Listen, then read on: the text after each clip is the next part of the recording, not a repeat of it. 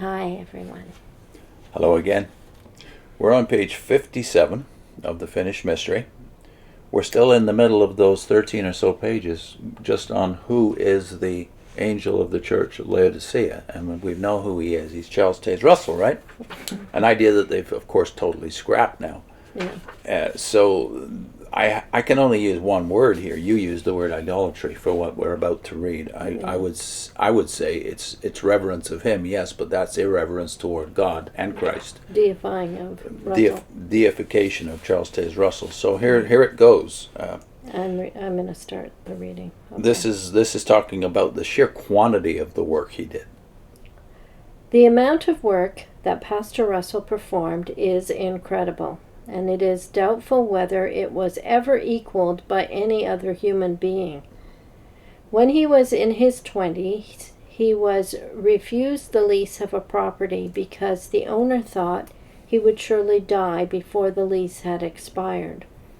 For 50 years he suffered constantly with sick headaches due to a fall in his youth, and for 25 years he had such distressing hemorrhoids that it was impossible for him to rest in the easiest chair.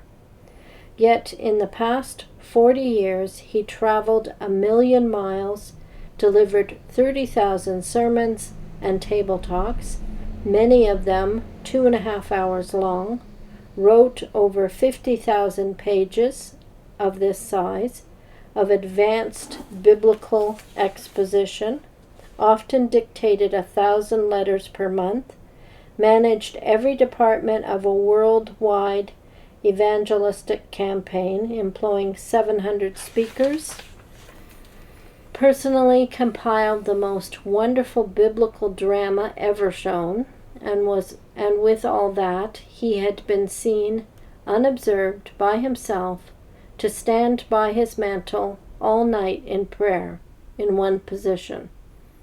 At one time, his writings were subjected to an analysis of 20,511 scripture expositions.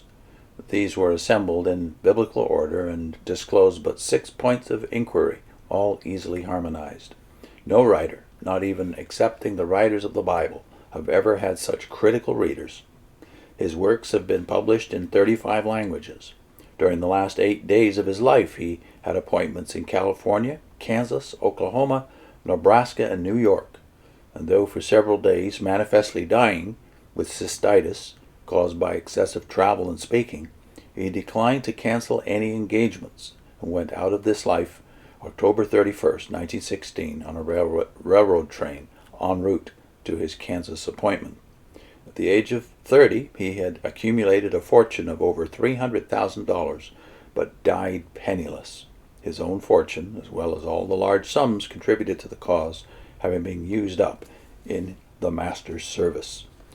He was beloved everywhere by those who follow the Lamb whithersoever he goeth, Revelation 14, verse 4. And you think, whoa, wait a minute. Even the organization that he founded no longer prints his works. Yeah. That's how beloved he is today. Mm-hmm. And this idea that all his fortune was spent in the Master's service with works that have not been honored by the Master, i.e. they're not around. Yeah. Not published by the organization and you the founded. organization would discourage you from reading them even if you found them. Yeah. I was horrified by some of the language here, starting with any human being. He's never been excelled by any other human being in the amount of work he did. Yeah, even the expression, no writer, not even accepting the writers of the Bible, had ever had such critical readers. Well, we'll talk a minute. Yeah, that's right. In terms of criticism, there's people who've died for their faith. Russell was not asked to die for his faith. You can arguably say he lived to get this message out, but it's not even been honored by his followers today. But there are teachers out there in Christendom who'd actually died for what they published, or what they preached publicly. Worked themselves Hundreds of them, by the way. And we'll get to 3 persons who did far more in terms of printed matter, far more in terms of exposition, and that's one thing I want to single out for special mention. When they talk about, at the bottom of page 57, many of them about his public talks. He wrote over 50,000 pages of advanced biblical exposition. I wonder whether they even know what exposition is. Have you read the 6 volumes of Studies in the Scriptures and the other book he wrote, published, Tabernacle Shadows, before those 6? If you've read them, you realize they're not exposition, and they're certainly not Bible commentary. They're subject studies. And he spends a lot of time just on prophecy. A lot of it is just on prophecy, and not exposition of prophecy, but rather proof texting from the prophets and from Revelation. And a lot of nonsense in there. A lot of expectations that weren't true. That's what's such a stark contrast when you go to the some of the famous names of Christendom. For instance, Augustine. Augustine lived 1600 years ago. Go to his published works. They're still around in the still read Nicene and post-Nicene fathers. Augustine, who wrote apparently 5 books just on Genesis. Go to Calvin, who two shelves we have of Calvin's commentaries, and that's not covering the entire Bible. He didn't have time apparently to get to the book of Revelation, or didn't want to anyway, because it was such a controversial book even in his day. But even today, there's people like Tom Wright.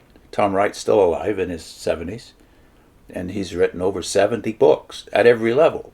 He writes for lay people, dozens of those type books.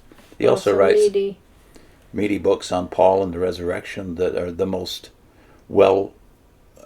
reviewed books. But he gets a lot of hostility too, mind you, even among his fellow Christians. But the idea that Russell is somehow unique in the history of the world, uniquely used by God. So I think you picked the right word. That this chapter amounts to idolatry.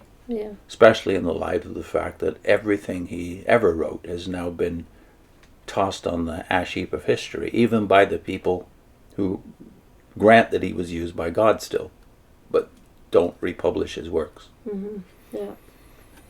What's our link? JW's pure worship means exclusive devotion to not 1 man anymore, 8 men? No, 10 men now. But it was 8 men when we did the video. So nothing has changed in the 100 years since the finished mystery. See you next time.